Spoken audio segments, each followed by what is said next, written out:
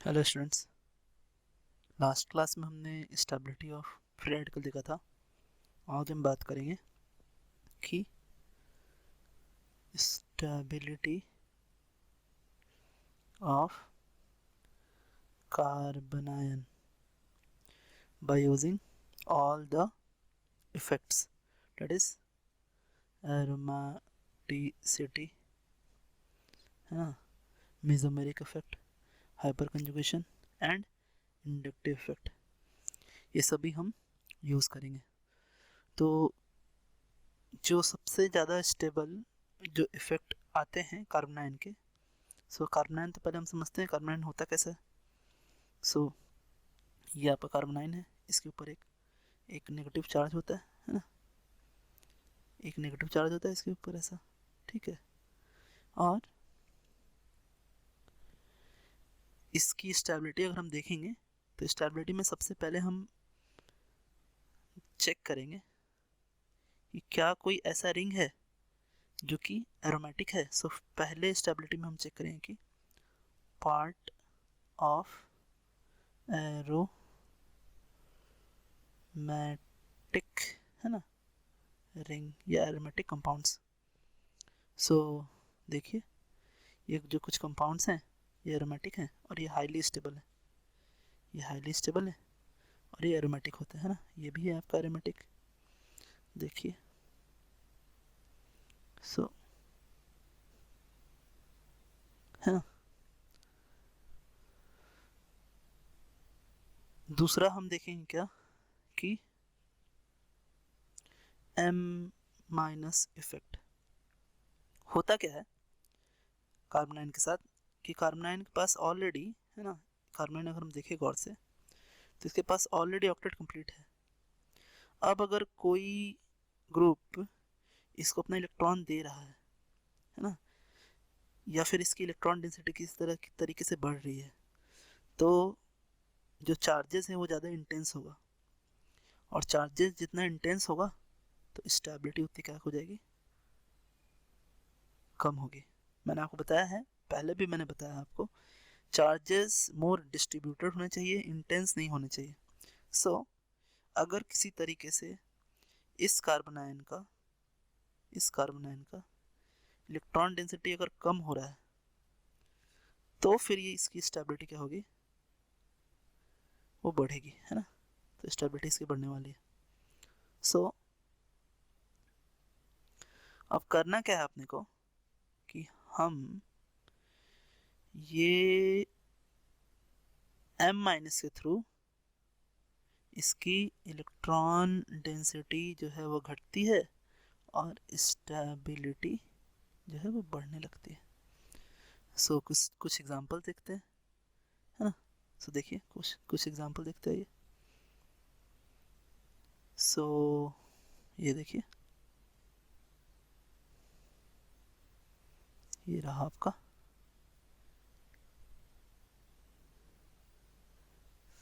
CH2 minus, और यहाँ पर एक ग्रुप लगा है, ये M माइनस लगा रहा है ना। और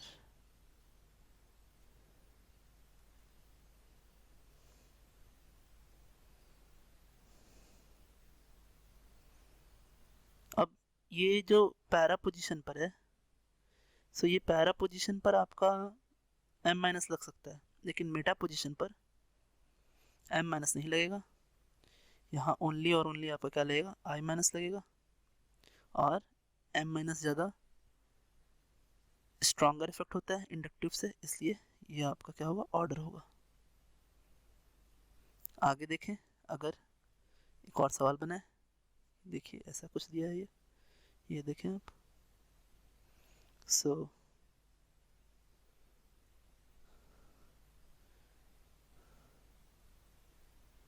और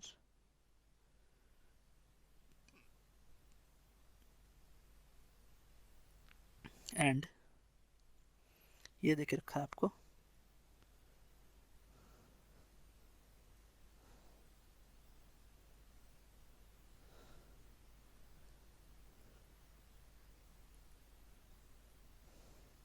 और अब कह रहा है ये कि आपको यहाँ स्टेबिलिटी बतानी है। सो NO2 जो है वो ज़्यादा अच्छा M- इफेक्ट दे सकता है। सो ये होगा आपका, है ना। आगे चलते हैं। अब नेक्स्ट हम कुछ सवाल और देख लेते हैं। नेक्स्ट सवाल देखिए, कुछ ऐसा दिया है आपको, है ना, कि ये कुछ दिया है और एक ये दिया आपको। सो इन दोनों में यहाँ तो नो रेजोनेंस है और यहाँ क्या है कि रेजोनेंस है आपका, है ना। सो रेजोनेंस होने से यहाँ पर आपका क्या हो जाएगा कि ये इस तरीके से स्टेबल होंगे। सो ये आपका रेजोनेंस में आ जाएगा, है ना। आगे और भी दिखते रेजोनेंस में। सो ये आपका थर्ड था, है ना। थर्ड क्या, रेजोनेंस इफेक्ट। सो और भी इस पे रेजोनेंस पे क्वेश्चन अगर देखें तो कुछ ऐसा क्वेश्चन भी हो सकता है। सो देखिए, एंड इसे कंपेयर कर रहे हैं हम, है ना। तो यहाँ पर एक्सटेंडेड रेजोनेंस है यहाँ तक और यहाँ जो रेजोनेंस है वो यहीं तक आएगा। सो इसलिए ये ज़्यादा स्टेबल होगा आपका, है। नेक्स्ट हम बात करेंगे, फोर्थ बात करेंगे हम क्या, कि H- इफेक्ट। और हम जानते हैं H- इफेक्ट जो है सिर्फ CCl3 लेता है ना, ये मैंने आपको बताया। सो ये रहा आपका क्या, कि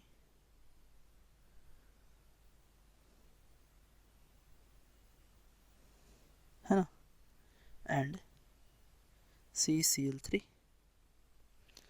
और ये कुछ ऐसा रहे अगर, सो देखें आप, और ये जो है क्या हुआ, इन्होंने क्या किया है कि CCl4 को इन्होंने मेटा पोजीशन पे लगाया। अब मेटा पोजीशन पे जब लगाएंगे तो प्रॉब्लम ये है कि मेटा पोजीशन पर आपका जो है वो H+ नहीं लगेगा, एक्चुअली H- नहीं लगेगा। यहाँ H- लगेगा लेकिन यहाँ पर H- नहीं लगने वाला है ना। यहाँ लगेगा आपका I-। सो इस तरीके से जो आपका H हाइपर कंजुगेशन है वो मोर स्ट्रॉन्गर इफेक्ट होता है इंडक्टिव इफेक्ट से। सो ये आपका क्या होगा, ऑर्डर होगा, है ना।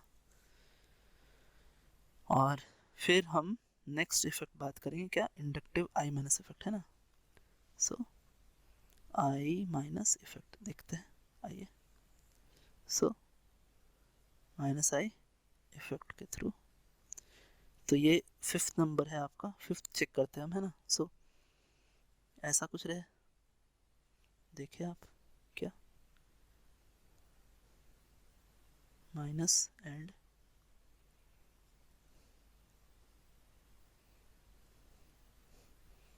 और यहाँ रहे। तो हम जानते हैं कि inductive effect is inversely proportional to distance, है ना।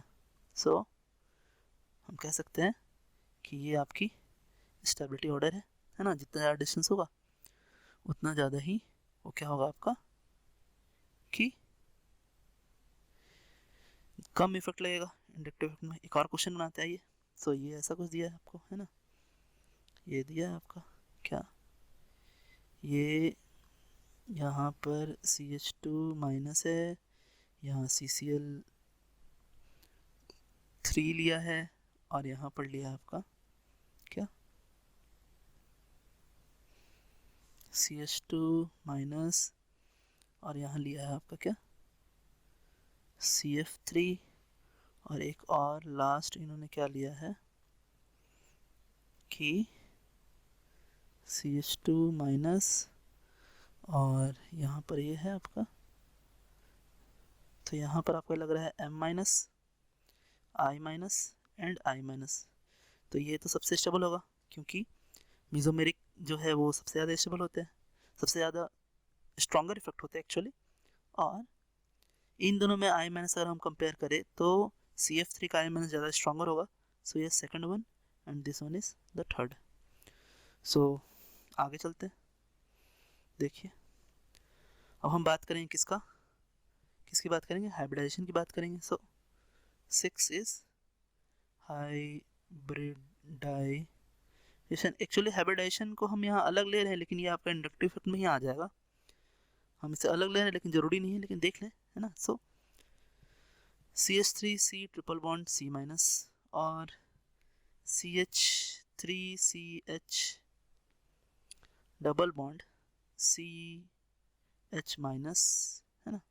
And then CH3 CH2 and CH2 और ये आपका माइनस, है ना.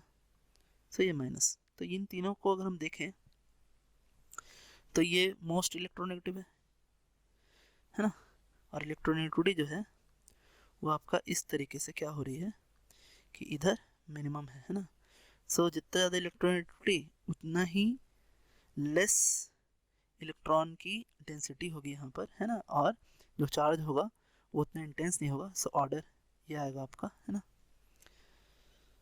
तो ये हमने देखा. और फिर इसी तरह हम आगे क्या लिख सकते हैं इसको कि जब 6 हमने लिख लिया है तो 7 नंबर क्या होगा आपका नेक्स्ट, कि 7 नंबर इज इसी तरह I plus, next is 8 number H plus, 9 number M plus and the last one is क्या, पार्ट ऑफ एंटी एरोमेटिक, है ना, कंपाउंड. तो ये आपका ऑर्डर है ना. मैं टोटल ऑर्डर एक बार फिर से लिख रहा हूँ, देखिए क्या होता है ऑर्डर. तो सबसे पहले हम देखते हैं नंबर 1 पे हम देखते हैं क्या, part of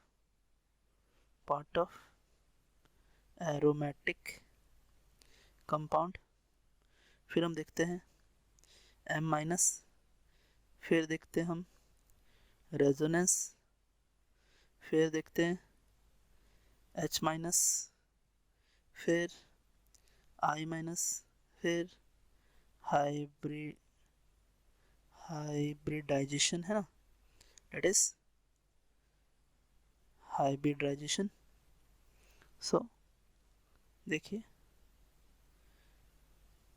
so hybridisation next 7 is I plus, 8th one is H plus, 9th one is M plus and the 10th one is part of anti-aromatic compound. ये मैंने पहले भी ये सब डिस्कस किया आपको कार्बोटाइन में, है ना, इसलिए मैं यहाँ पूरा डिस्कस नहीं कर रहा हूँ, है ना. सो ये आपका ट्रेंड रहता है. सो नेक्स्ट क्लास में हम इस पर कुछ सवाल बनाएंगे, है ना स्टूडेंट्स. तो आज के लिए इतना ही. Thanks. Have a nice day students.